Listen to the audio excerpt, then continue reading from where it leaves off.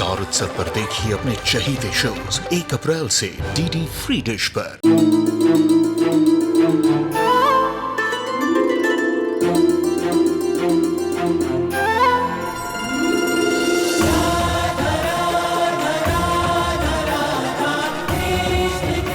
उत्तर प्रदेश की ब्रिजभूमि से आरंभ हुई वो प्रेम गाथा जिसने पूरे जग को समझाई प्रेम की परिभाषा।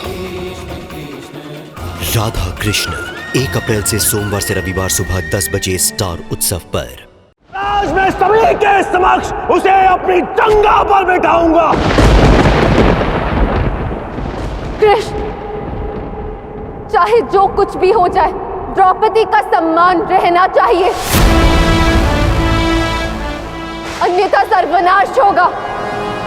संसार देखेगा जो नारी प्रेम कर सकती है वो महाप्रलय भी ला सकती है। प्रहरी, तुम इस प्रकार यहाँ, क्या तुम्हें ज्ञात नहीं? रानी वास में पुरुषों का आना वर्जित है। मैं वो युवराज दुर्योधन का संदेश लेकर आया था। ये कक्ष महारानी गांधारी का है,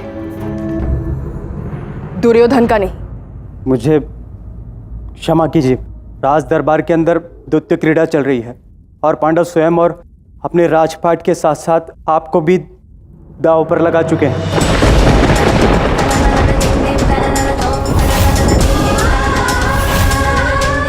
और अत्यंत दुख के साथ मुझे आपको ये बताना पड़ रहा है कि सम्राट युधिष्ठिर आपको युवराज दुर्योधन से द्वितीय क्रीड़ा में हार चुके हैं।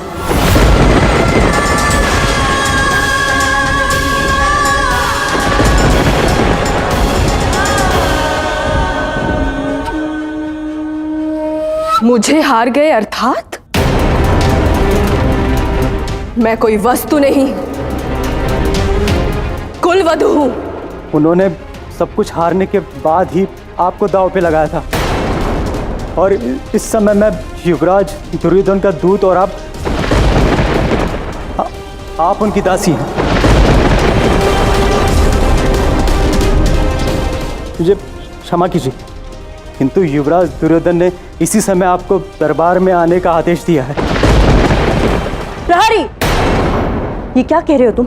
हमारी कुलवधू को इतना अपमान भरा संदेश देने के दंड में मैं अभी के अभी तुम्हारा सर तुम्हारे धड़ से अलग कर सकती हूँ।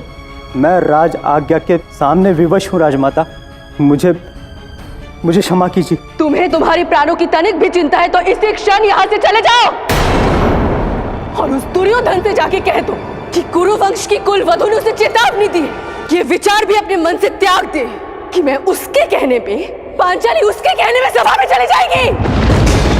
एक क्षत्ररानी को दासी समझने की त्रुटि की तो उसका परिणाम बहुत भयंकर होगा। उसे उसका बहुत बड़ा मूल्य चुकाना पड़ेगा। मुझ पर हार जीत का दांव लगाने वाली उस राजसभा से जाके कह दो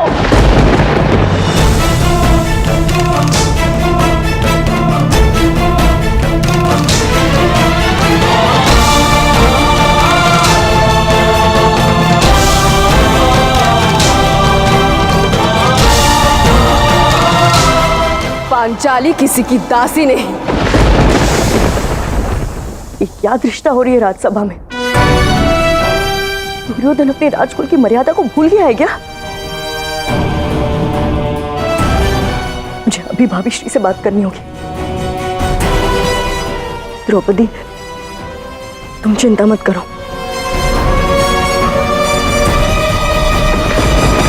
आने दो आज उस दासी को भरी सभा में। आज उस अंकारणी को ज्ञात होगा कि एक वीर पुरुष का अपमान करने का दंड क्या होता है। तू वीर नहीं है, नहीं ये वीर कायर है, कायर। ये तेरी वीरता नहीं। चल, मैं तेरा अभी अंत कर दूंगा। तू क्या अंत करेगा दास? तेरी भुजाओं का बल भ्राताश्री के अधीन है। रुक जाओ दुर्योधन, ये अंतिम चेतावनी है, अन्यथा तुम 100 भाइयों में से कोई भी जीवित नहीं बचेगा। ए दास परंपरा का पालन करो। अपने स्वामी के विरुद्ध बोलने से भय नहीं लगता। अपने वचनों से मेरी अधीरता को और मत बढ़ाओ। मेरा मन तो केवल उस दासी को देखने को कर रहा है। आज मैं उस दासी को इस भरी सभा में अपमानित करूंगा, अहंकार तोड़ूंगा उस दासी का, तब जाके मेरे मन को शांति मिलेगी।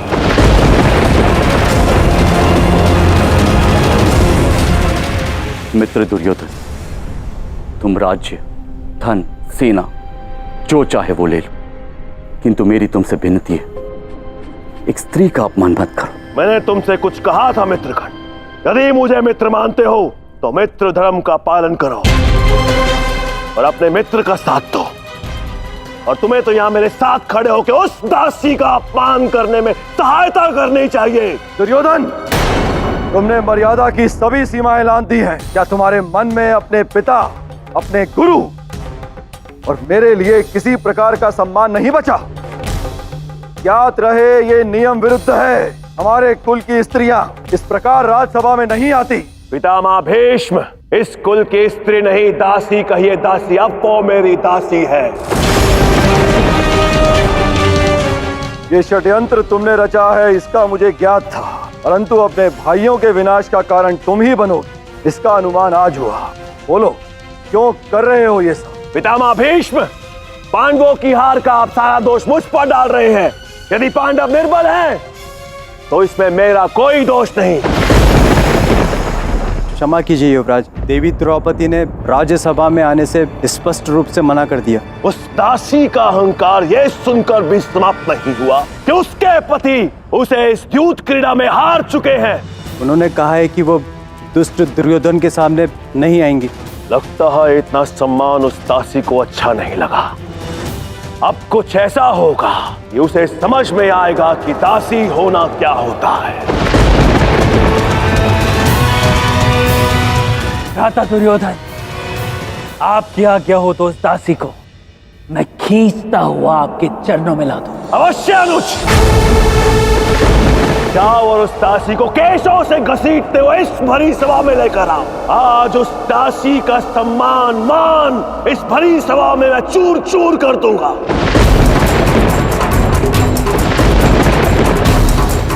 तो जाओ और घसीटते हुए यहां लेकर आओ। जो आज्ञा भ्राता।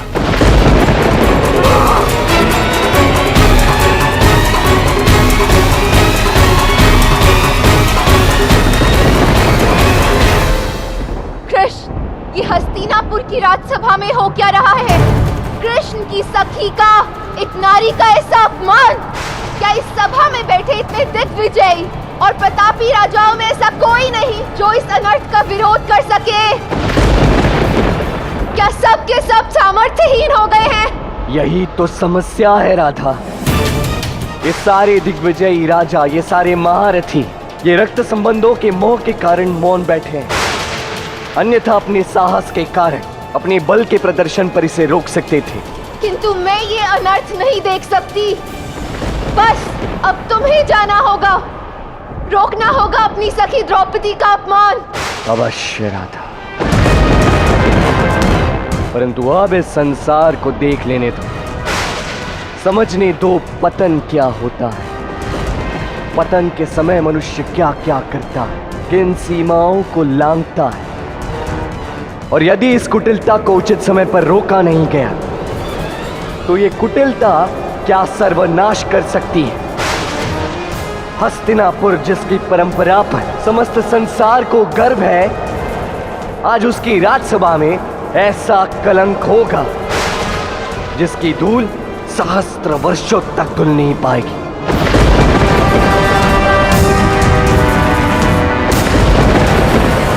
दुर्योधन, तुमने मेरी इच्छा के विरुद्ध द्यूत क्रीड़ा की, परंतु तुम इस प्रकार द्रौपदी का अपमान नहीं कर सकते। पिताश्री, अब आपके लिए द्रौपदी कुलवुदा नहीं, वो मेरी जीती हुई दासी है, दासी। और एक दासी के साथ मैं कुछ भी कर सकता हूं। और यदि आपको लगता है कि मैं जो कुछ भी कर रहा हूं वो अनुचित है, तो मैं आज इसी क्षण हस्तिनापुर छोड़कर चला जाऊंगा। और जहां मेरे अधिकारों का हनन हो, वहां मैं कदापि नहीं रुकूंगा। नहीं पुत्र, ऐसा मत कहो। महामंत्री विदुर, पुत्र दुर्योधन वही कर रहा है जो उचित है।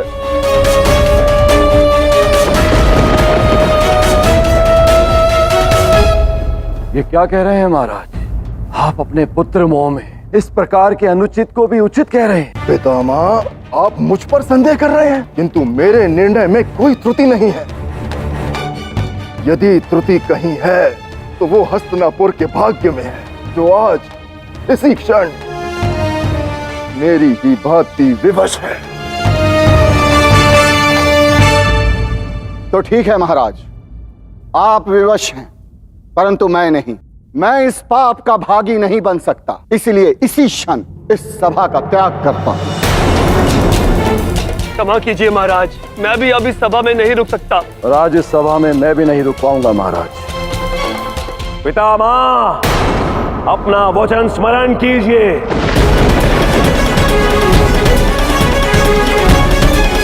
हम यहाँ बैठेंगे भी और आवश्यकता पड़ने पर खेल को रोकेंगे भी। शकुनी, तुम्हारे कारण आज मेरा पुत्र गुरुकुल की मर्यादा को तोड़ रहा है। आजीवन जिस कुल की मर्यादा की रक्षा के लिए मैं सदैव तत्पर रहा, क्या उसका दुर्भाग्य यह होना था? इससे तो अच्छा था ये कुल ही नहीं बचता।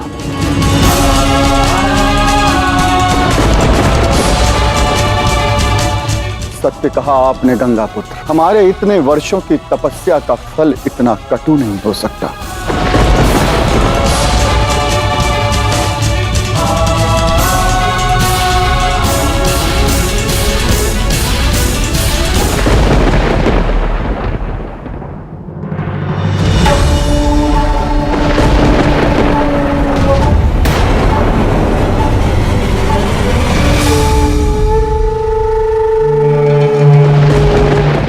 चल उठ पांचाली, नहीं दासी।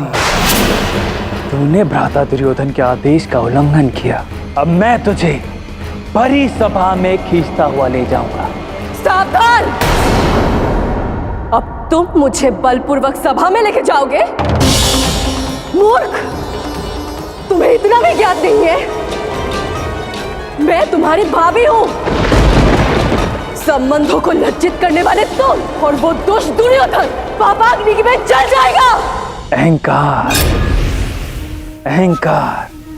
अच्छा, अभी भी अहंकार शेष है तुझ में, जबकि तेरे पांचों पति तुझे द्युत में हार चुके। अब तुम दासी बन चुकी हो द्रौपदी, और दासियां रानियों की तरह हट नहीं करती। आज मैं तुझे बताऊंगा राज्य आदेश का क्या अर्थ होता है, और तेरे इन लंबे केशों के साथ तुझे घसीटता हुआ भरी सभा में ले जाऊंगा।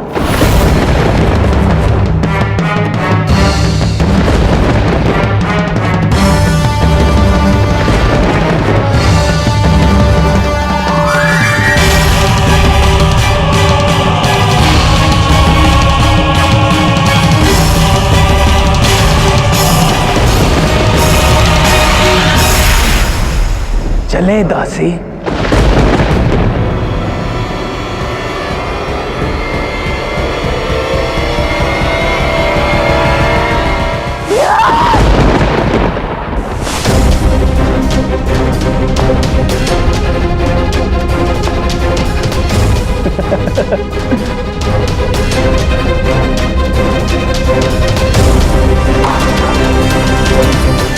मेरे सामने मत आना दोष।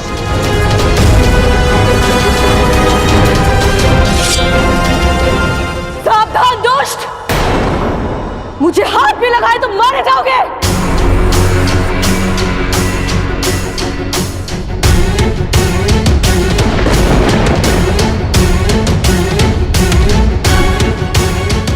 अच्छा, तो तू मुझे मारेगी, मेरे जैसे महारथी पर प्रहार करेगी?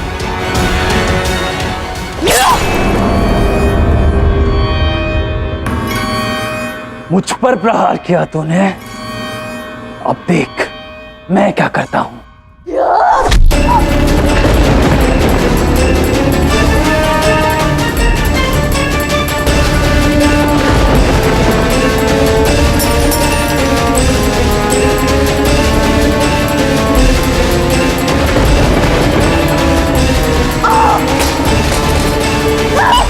छोड़ मुझे दोष, छोड़ तेरा इतना दुस्साहस।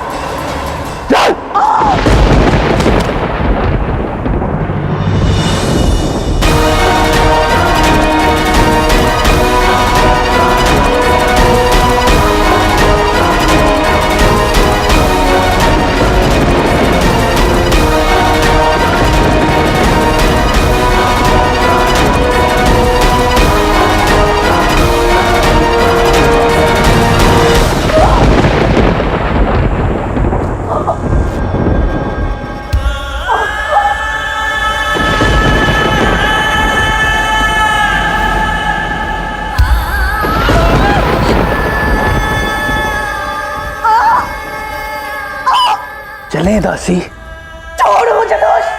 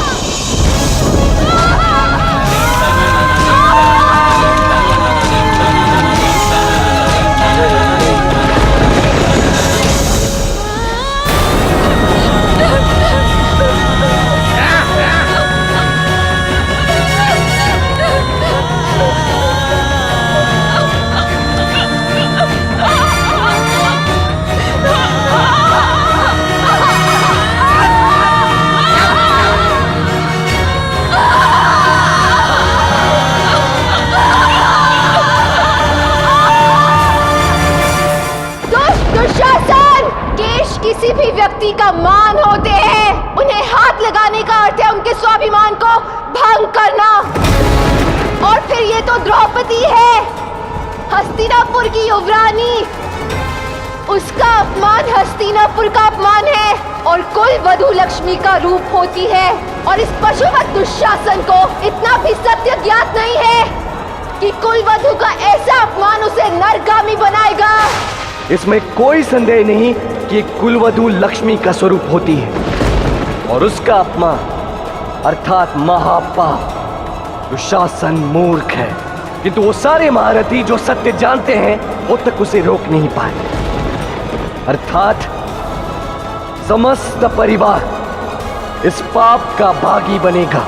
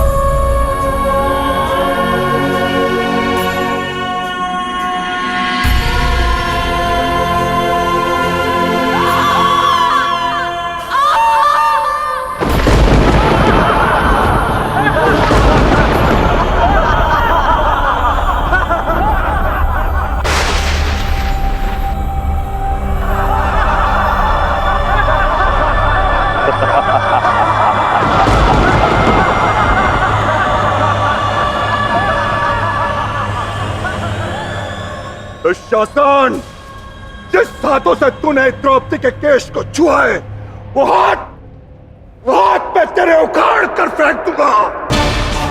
जो बादल गरजते हैं वो बरस नहीं सकते भीम। तेरा समर्थ मेरी आज्ञा का पालन करना है। शांत हो जा, नहीं तो तेरी मूर्खता का दंड तेरी दासी पत्नी को मिलेगा। ए दासी, जरा अपना मुख तो दिखाओ, हम भी तो देखें कि तेरे चेहरे से अहंकार उतरा या नहीं।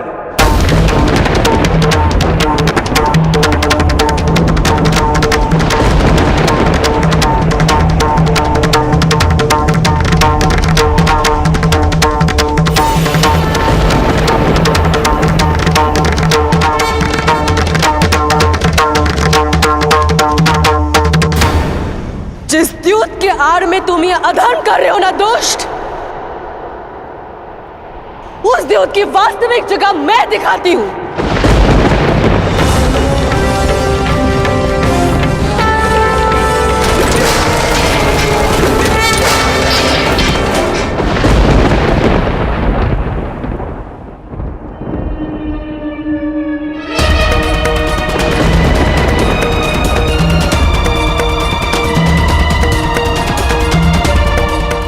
आप में से कोई भी इस दुष्ट को रोक क्यों नहीं रहा है?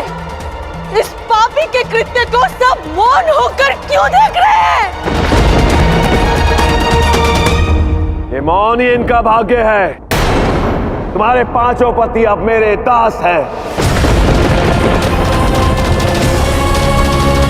और उन्होंने तुम्हें भी दांव पर लगा दिया और हार गए। और दासी, अपने नए स्वामी की जंगा पर बैठ जा।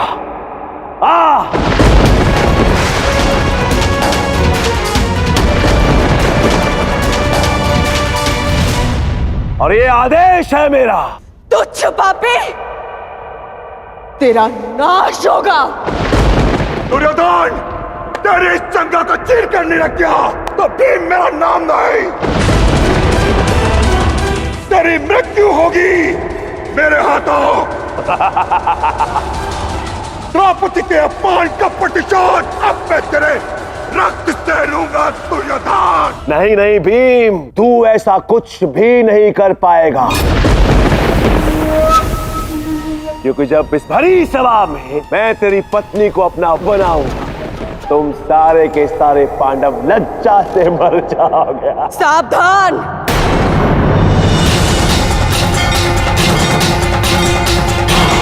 यदि तूने ये चेष्टा भी तो मेरी क्रोधाग्नि इस हस्तिनापुर की नींव को हिला देगी।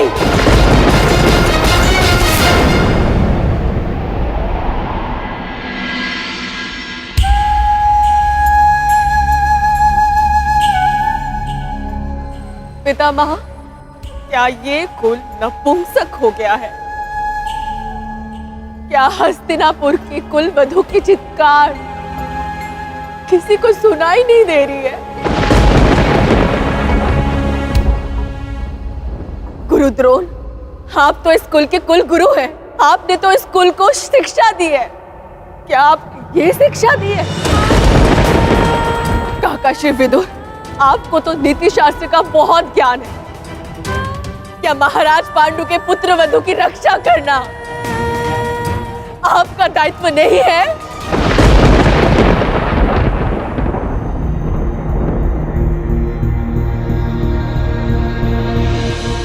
दानश्री, क्या आप मेरा करुण क्रंदन सुन पा रहे हैं? या फिर आप भी अपने पापी पुत्र के मोह में आकर राजधर्म भूल चुके हैं? पुत्री, मुझे क्षमा कर दो। पांडु पुत्र तुम्हें हार चुके हैं। अब मैं कुछ नहीं कर सकता। हमें ये स्वीकारना पड़ा क्योंकि हम इससे अधिक अधर्म अब नहीं होने देना चाहते। अच्छा, तो ये अधर्म नहीं है जहाँ छल पूर्वक पांडवों को हरा के उनका सब कुछ छीन लिया जाता है? क्या ये अधर्म नहीं है? छल नहीं कीड़ा, जिसमें तुम्हारे पतियों ने तुम्हें दांव पर लगाकर हरा दिया, तब वो ये नहीं जानते थे कि इसका परिणाम क्या होगा। या उन्होंने तुम्हें एक वस्तु समझा जिस पर उनका अधिकार था। मुझ पर किसी का कोई अधिकार नहीं है। मैं 5 पांडवों की पत्नी हूं, किंतु एक पत्नी अर्धांगिनी होती है, किसी का अधिकार नहीं। मैं पांडवों की पत्नी हूं, किंतु उससे पूर्व मैं पांचाल नरेश की पुत्री पांचाली हूं, ध्रुपद राजा की पुत्री द्रौपदी हूं। मैं यज्ञसेनी हूं। आज जो ये हस्तिनापुर मेरे अपमान का मुख दर्शक है, सुन ले। ना मैंने स्वयं को दांव पे लगाया था और ना किसी को इसकी स्वीकृति दी थी। अतः मैं अपने स्वाभिमान के लिए इस हस्तिनापुर के सभा का त्याग करती हूँ।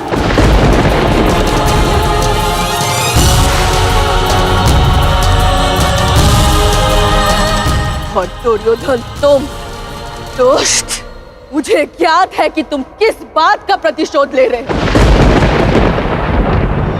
अंधे का पुत्र अंधा, नेत्रहीन धृतराष्ट्र के पुत्र दृष्टहीन दुर्योधन, सखा कृष्ण के समझाने पर मैंने तुमसे सच्चे हृदय से क्षमा मांगी थी। जो हुआ उसके लिए मैं आपसे क्षमा मांगती हूँ, किंतु आज मैं जाने से पहले एक बार फिर से कहूं कि अंधे का पुत्र अंधा ही होता है।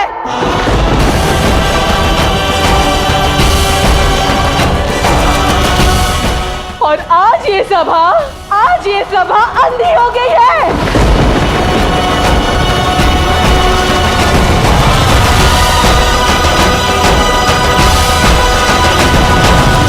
एक दासी का इतना दुस्साहस कि वो अपने स्वामी के सामने इस तरह से बात करे। दुशासन, इस दासी को सबके सामने वस्त्रहीन करो, वस्त्रहीन करो, वस्त्रहीन करो।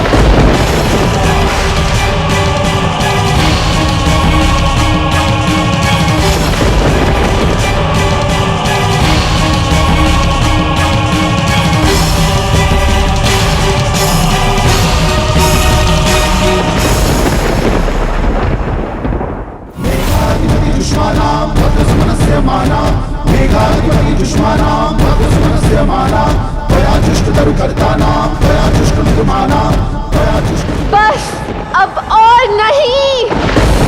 जाओ कृष्ण, इस अन्याय का अंत करो। इन दुष्टों को उनके किए का दंड दो।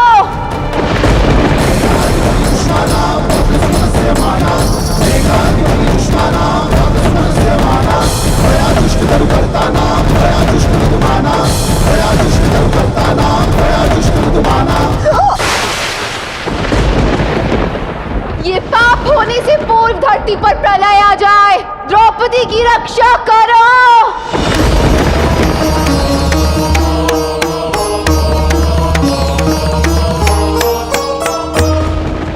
संसार को यही लगेगा कि धृतराष्ट्र अंधे थे, पर सत्य यही है राधा कि यहाँ हर कोई अंधा है। कोई अपने कर्तव्य बोध में अंधा है, कोई अपनी महत्वाकांक्षाओं में अंधा है, कोई वासना में अंधा है, तो कोई लालच में, तो कोई अपने अहंकार में अंधा है। पर सत्य तो यह है राधा कि यहाँ पे हर एक व्यक्ति अंधा है। और यही होता है राधे, जब ये समस्त संसार अंधा होगा, जब ये होगा, नारी पर अत्याचार होगा। और जब नारी पर अत्याचार होगा, तब केवल होगा महायुद्ध।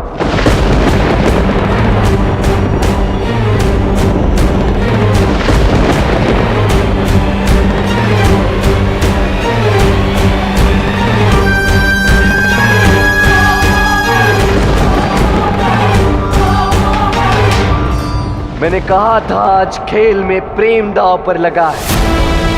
और कोई हृदय में प्रेम जागृत नहीं कर पाया। प्रेम की हार हुई है और जीत हुई है केवल महायुद्ध की।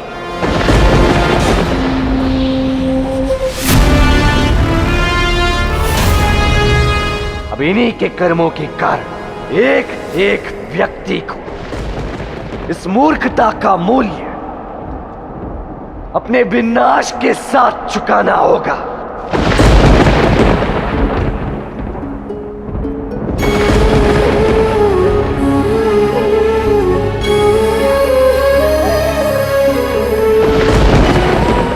यहाँ एक भी पुरुष नहीं है जो एक स्त्री की रक्षा कर सके। ठीक है, अब मेरी रक्षा करेंगे मेरे सखा।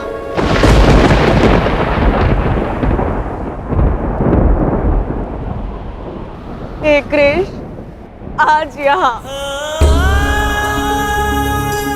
मेरे सारे संबंधी,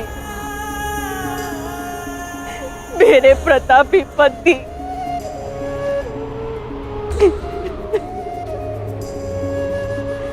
सब असमर्थ हो चुके हैं। आपकी सखी असहाय हो चुकी है कृष्ण। अपनी सखी की लाज रखे, रक्षा करे कृष्ण, रक्षा करे।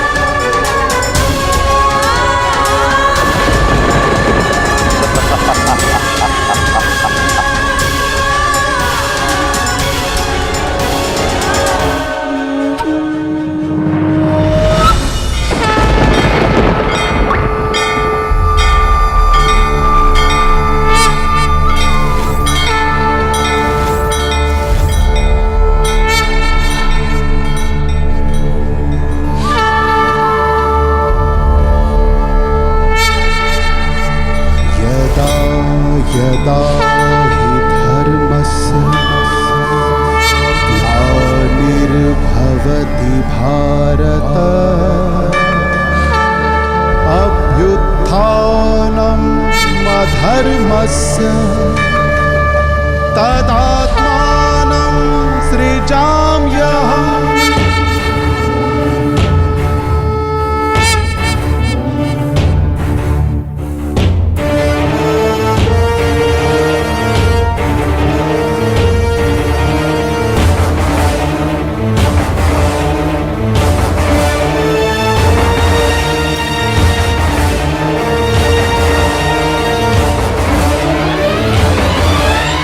मैंने कहा था द्रौपदी, इस कपड़े का एक एक धागा आकाश बनकर लौटेगा, आकाश बनकर लौटेगा।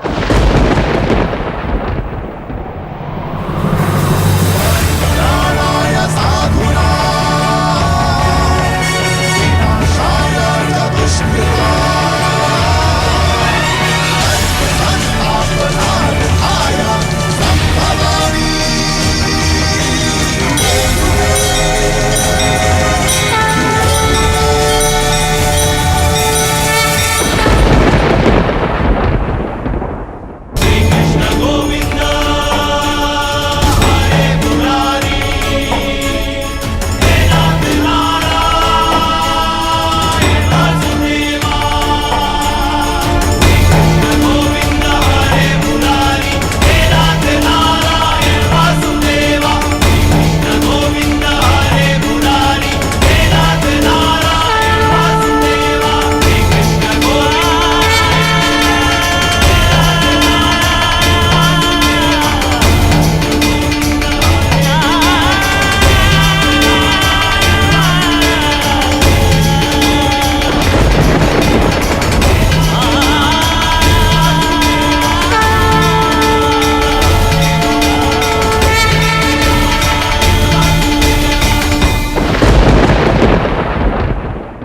कृष्ण, मैं नेत्रविहीन कृष्ण को कैसे देख पा रहा हूं?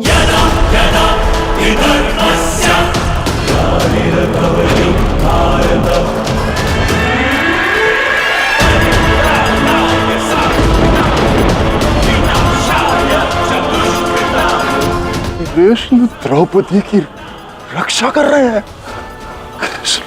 क्योंकि इससे तुम्हें ज्ञात रहे धृतराष्ट्र कि आज तुमने अपने कुल के अंत का प्रारंभ कर दिया है।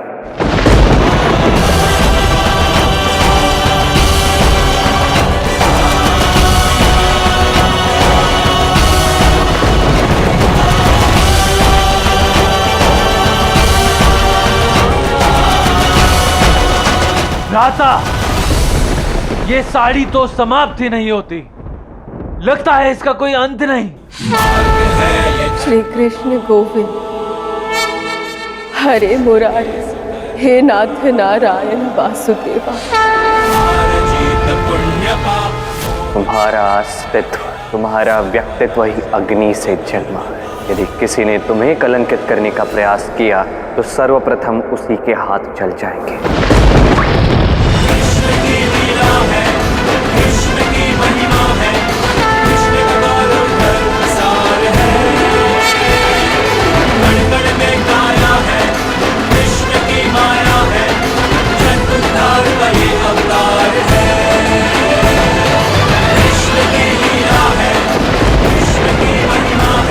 भ्राता श्री, मेरे हाथ जल रहे हैं।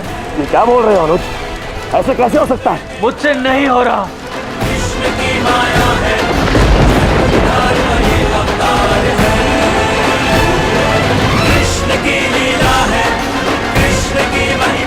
भ्राता, बस और नहीं।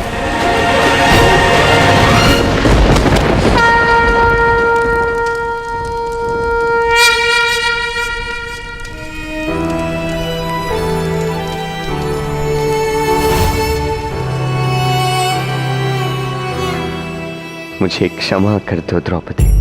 मैं क्षमा चाहता हूं कि जिस पुरुष जाति का निर्माण किया, आज उसी पुरुष जाति ने स्त्री की ये दशा की है। आज धर्म और अधर्म की परिभाषा एक हो चुकी।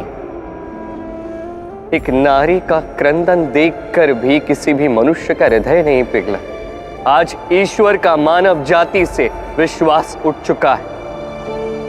इस संसार की ओर से, मनुष्य जाति की ओर से, इस समाज की ओर से आज ये ईश्वर तुम्हारा नमन करता है द्रौपदी। मैं नारायण तुमसे और इस संसार की हर एक स्त्री से क्षमा मांगता हूं।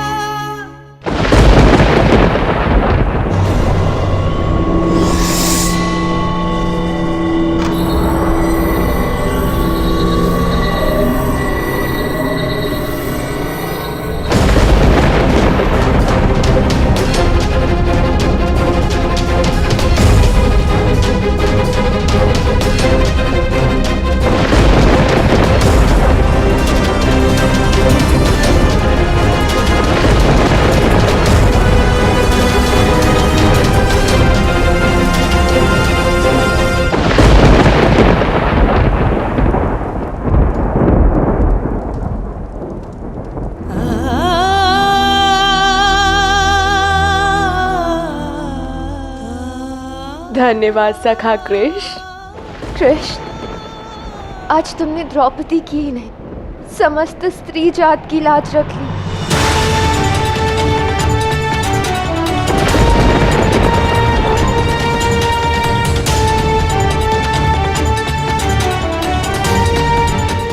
कृष्ण,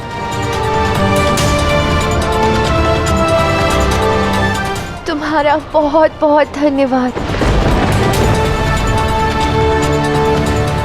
आज कृष्ण ने सिद्ध कर दिया कि मैं एक अबला नारी नहीं हूं। अब से मेरी श्रद्धा और विश्वास का नाम केवल श्री कृष्ण। जब मेरे पति, संबंधी कोई मेरे सहायता के लिए नहीं आए, तब श्री कृष्ण ने अपने सखी की लाज बचाई, मुझे संभाला। धन्यवाद।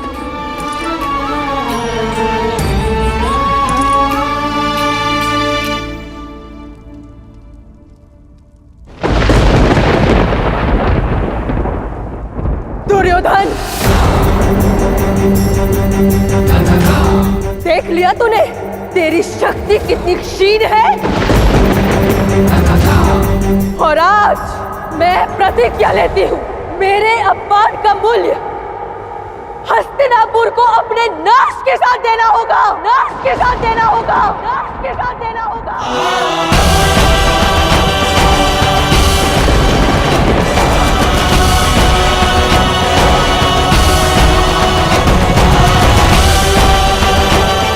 और दुर्योधन, तू और तेरे सब भाइयों ने आज सभा में मुझे नहीं, अपनी मृत्यु को बुलाया है।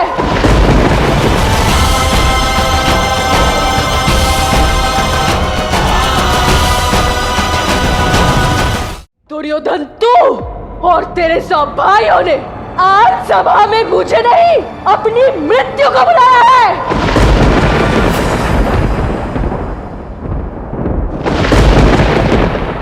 तुझे बहुत विश्वास है ना उस वासुदेव कृष्ण पर।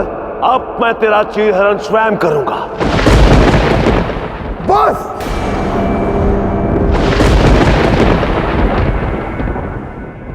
बहुत हो गया। दुर्योधन, मत भूलो, अभी यहाँ एक दैविक कृपा से तुम द्रौपदी का चीरहरण करने में असफल रहे हो।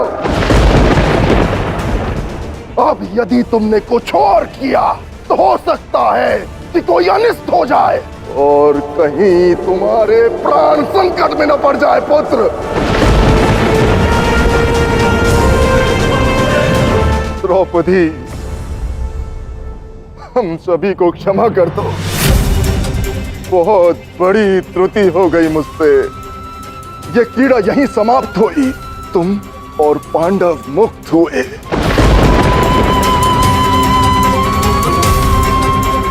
इंद्रप्रस्थ भी तुम्हारा हुआ। बस मुझे क्षमा कर दो। महाराज धृतराष्ट्र, बहुत विलंब कर दिया आपने ये कहने में।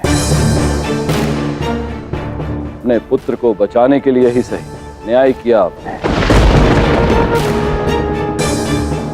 ठीक है पिताश्री, ठीक है। यदि आपको लगता है कि जो कुछ भी मैंने नीति पूर्वक जीता है वो मैं पांडवों को लौटा दूं, तो मैं लौटाने के लिए तैयार हूं। किंतु बिना इसका मूल्य दिए पांडव इसे लेना नहीं चाहेंगे। यह उनके स्वाभिमान का प्रश्न है। क्यों भ्राता युधिष्ठिर, सही कहा ना मैंने? क्यों ना एक अंतिम दांव खेला जाए।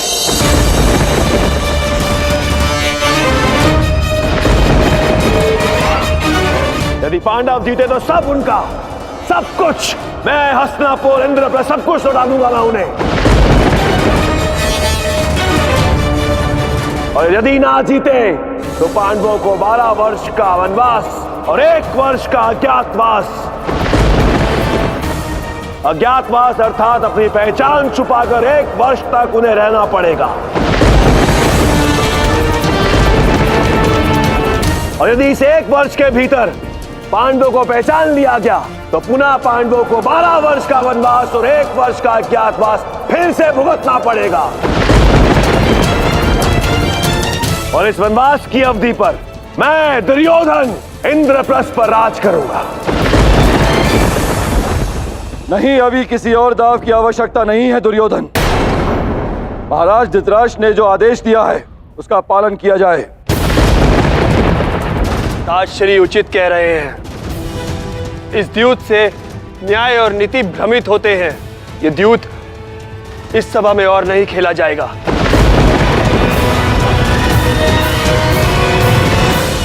महाराज युधिष्ठिर, इस दांव के लिए आप मना कर दीजिए।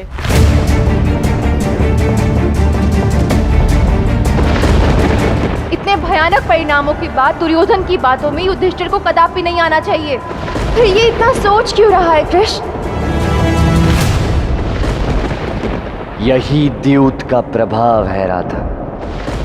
हारने के पश्चात भी व्यक्ति केवल जीतने का प्रयास करता जाता है। अब यदि युधिष्ठिर ने यह खेल आगे बढ़ाया तो युधिष्ठिर का पतन निश्चित है, क्योंकि अब तक उसकी त्रुटि क्षम्य थी। पर अब यदि सब कुछ जानने के पश्चात भी युधिष्ठिर इस त्रुटि को दोहराता है तो पांडवों को इस अपराध का दंड भोगना होगा।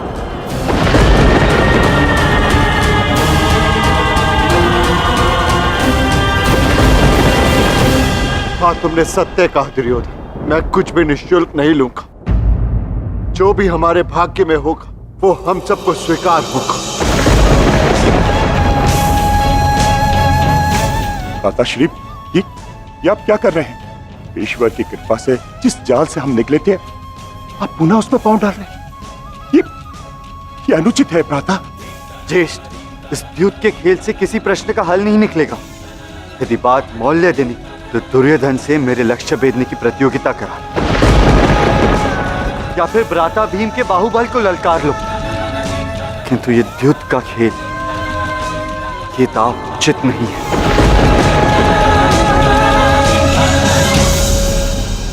देखो राधे, कैसे एक मूर्ख व्यक्ति बिना सोचे समझे कर्म करता है और यदि कुछ बुरा हो जाए तो उसे दुर्भाग्य कहता है। अब संसार देखेगा कि कैसे इस मूर्खता के कारण दुर्भाग्य इनके जीवन में प्रवेश करता है।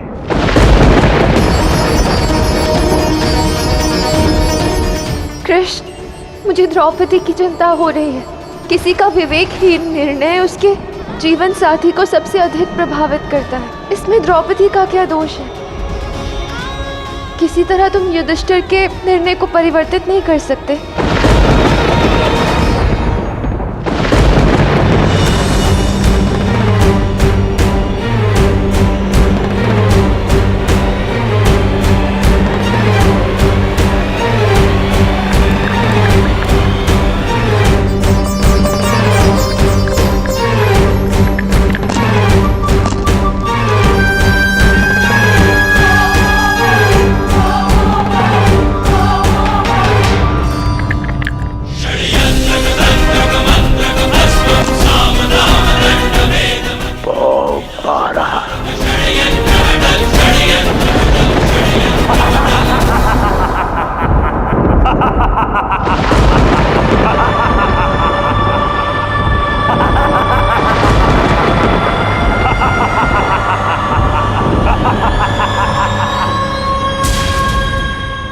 पुनः एक और अनर्थ। तुमने कुछ किया क्यों नहीं कृष्ण? क्योंकि मैं केवल उनकी सहायता करता हूं राधा जो समस्या में फंसे, जो विडंबना में उलझे। पर यहां पांडव स्व इच्छा से सब कुछ जानते हुए भी द्यूत का ये खेल आगे बढ़ा रहे हैं। पांडवों को उनके इस पाप का दंड अवश्य मिलेगा। 12 वर्ष का वनवास कितना कठिन होगा। द्रौपदी का तो कोई दोष भी नहीं है। तुम्हारी सखी, उससे भी ये सब भुगतना होगा कृष्ण। महाराज धृतराष्ट्र, हम हार गए। मुझे 12 वर्ष का वनवास और 1 वर्ष का अज्ञातवास स्वीकार है। हमें आज्ञा दें।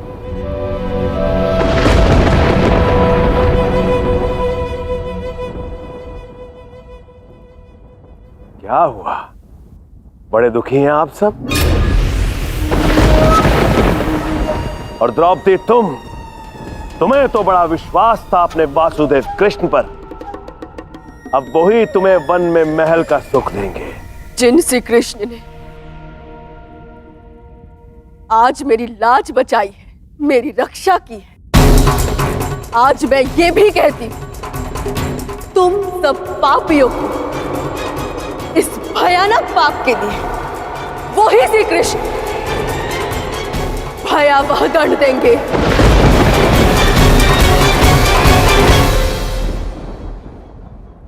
सही कहा द्रौपदी ने, हमारे साथ माधव है, हमें कुछ नहीं चाहिए। रख लो तुम हमारा श्रम से बनाया हुआ ये राजपाट।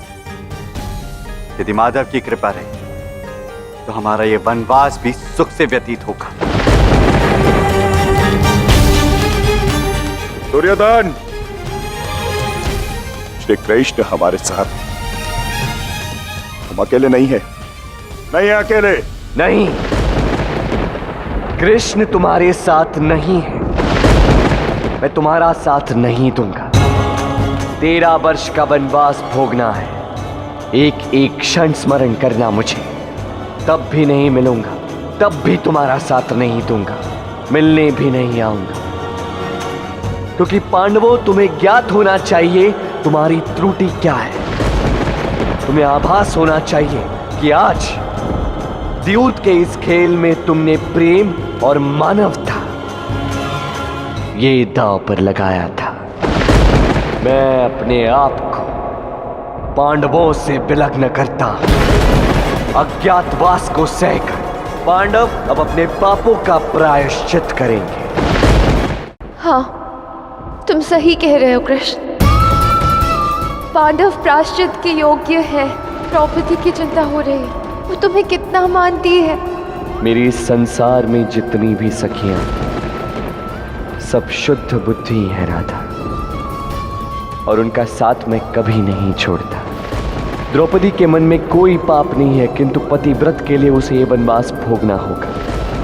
और हां, इन 13 वर्षों में मैं अपनी सखी के साथ सदैव रहूंगा, उसके हृदय में वास करूंगा, और निश्चित रूप से सखा धर्म का पालन करूंगा, सखा धर्म का पालन करूंगा। कुछ समय पश्चात यह जीवन संसार यह सभी काल का खेल, होनी होकर ही रहे, झेल सके तो। कृष्ण, पांडवों के साथ साथ द्रौपदी की भी दुर्दशा हो रही है। कदापि नहीं राधे, इस जन्म में द्रौपदी ने सबसे कठिन कार्य कर लिया, इतना बड़ा अपमान सहा है। मैंने कहा था ना, मैं द्रौपदी के साथ हूं। तनिक देखना, क्या ये मार्ग दुर्गम है राधे? ये धर्म का, कृष्ण के सुकर्म का। जितना कठिन ये वनवास पांडवों के लिए होगा, उतना ही सरल ये द्रौपदी के लिए होगा। जहां सारे पांडव अपनी त्रुटियों के कारण दुख उठाएंगे, कृष्ण की लीला है, कृष्ण की महिमा है। वहीं द्रौपदी इस स्थिति में मुस्कुराती हुई दिखेगी।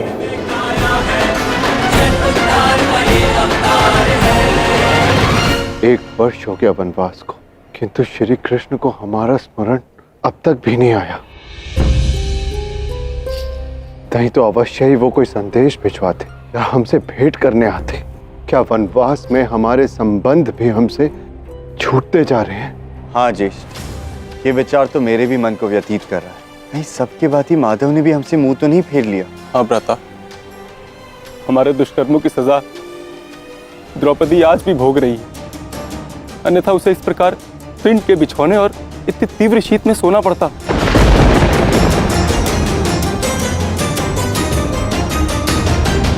कृष्ण, तुम देख रहे हो, पांडव भी मेरी तरह द्रौपदी को लेकर चिंतित है। उन्हें भी यही लग रहा है कि द्रौपदी दुखी है।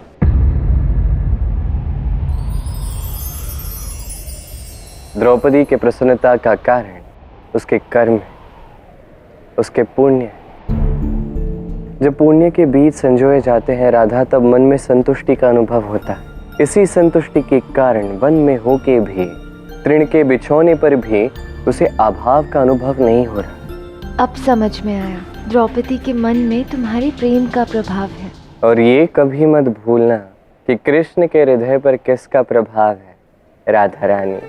वो तो तुम कितनी बार बता चुके हो, राधा का, वो भी जन्म जन्मांतर से, जबकि मिले तो हम इसी जन्म में हैं।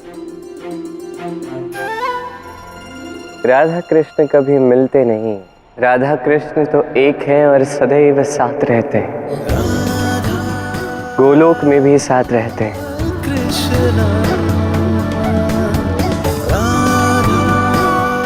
और कभी कभी कुछ समय के लिए दैविक प्रयोजन से पृथ्वी पर अवतरित भी होते हैं। कैसा दैविक प्रयोजन?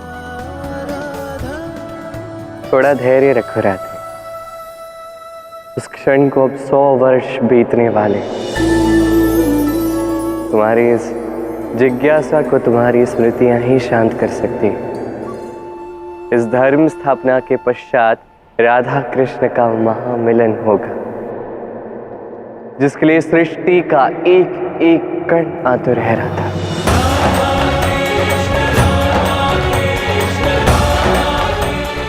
तुम्हारी बातें इतनी अविश्वसनीय हैं कृष्ण, किंतु फिर भी जो भी तुम कहते हो, तुम्हारा मुख देखकर विश्वास हो ही जाता है। जो भी तुमने मुझसे कहा है, ऐसा प्रतीत होता है जैसे मैंने स्वयं वो सब जिया हो। और ये क्षण जो मैं तुम्हारे साथ हूँ, कितना विचित्र है ना। किंतु यही मेरा सत्य है कृष्ण, और मैं जन्म जन्मांतर तक इसी अनुभव के साथ जीना चाहती हूँ।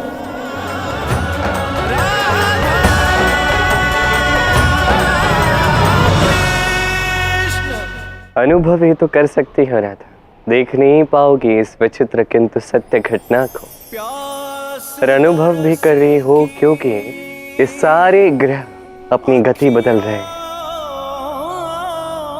सारे नक्षत्र अपने यथास्थान पर आ रहे, सारे तारों की चमक अपने चरम पर है। देवता, गंधर्व, ब्रह्म, किन्नर, यक्ष सभी सज्ज है राधा। और जैसे एक पुष्प की सुगंध फैल जाती है, वैसे ही राधा कृष्ण के मिलन की ये सूचना इस सृष्टि के कण कण को प्रसन्न किए जा रही है। नहीं जानती तुम क्या कह रहे हो, किंतु जो भी कह रहे हो ना, बहुत अच्छा लग रहा है सुनकर।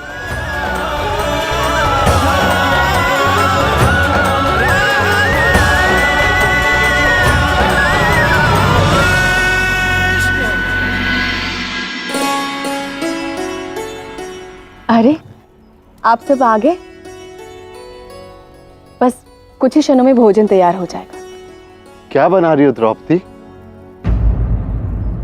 भात। घर में तो बस यही था। नहीं द्रौपदी, आज हम सब साथ मिलकर अच्छा भोजन करेंगे। एक आयोजन से अच्छे भोजन का प्रबंध भी हो गया है।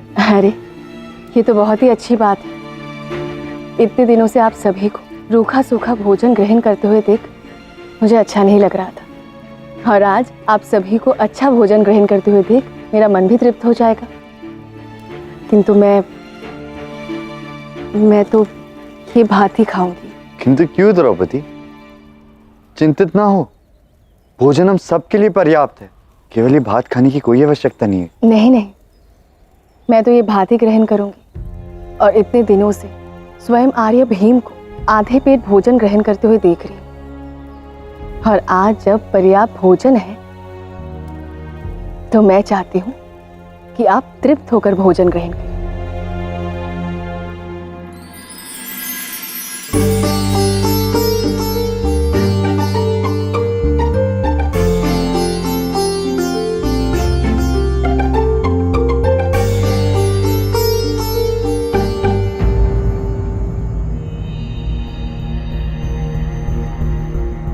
मुझे दिखने में तो बड़ा स्वादिष्ट दिख रहा है, किंतु खाने में स्वाद नहीं है। ये भोजन तो स्वादहीन ही है। ये कैसे संभव है? किसी समारोह का भोजन और स्वादहीन? इससे तो अच्छा ये भात है, बहुत ही स्वादिष्ट है। भ्राताश्री, मुझे कुछ समझ में नहीं आ रहा है, द्रौपदी को ये सूखे चावल भी इतने स्वादिष्ट कैसे लग रहे हैं? मुझे तो ऐसा लग रहा है कि द्रौपदी हमसे कुछ छिपा रही है। और वैसे भी पूरे वनवास में द्रौपदी कभी भी दुखी नहीं दिखी। द्रौपदी के हृदय में माधव बसते हैं, इसी कारण वनवास के दुखों में भी हमने इस कोमल अंगी को सदैव हंसते हुए देखा। यही तो माधव की कृपा है।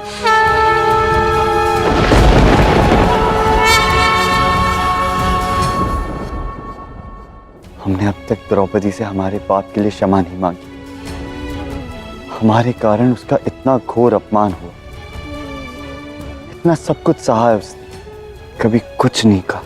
हमें इसी क्षण उससे क्षमा मांगनी चाहिए।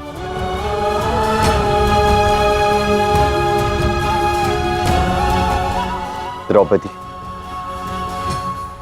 हमें क्षमा कर दो, हमारे पाप के लिए हमें क्षमा कर दो। नहीं, मुझसे क्षमा मांगने की कोई आवश्यकता नहीं है।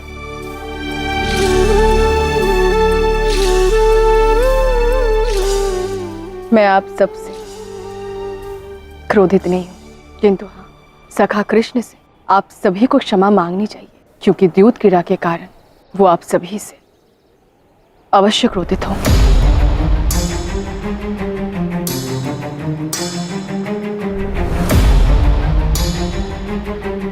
हे माधव, ये आप ही की लीला है। हमारे इस अक्षमाय अपराध के लिए हमें क्षमा कर दीजिए। हे माधव, हमें क्षमा कर दो। कृष्ण, देखो, पांडव अपने किए के लिए क्षमा मांग रहे हैं तुमसे। अब तो उन्हें क्षमा कर दो। तुम्हारे वियोग में कितने दुखी हैं वो। नहीं राधा, अपराध बहुत बड़ा है, मैं इतनी शीघ्र क्षमा नहीं कर सकता। मुझे अभी समय लगेगा, और जब तक वो नहीं समझेंगे तब तक इस पाप का प्रायश्चित ही नहीं होगा।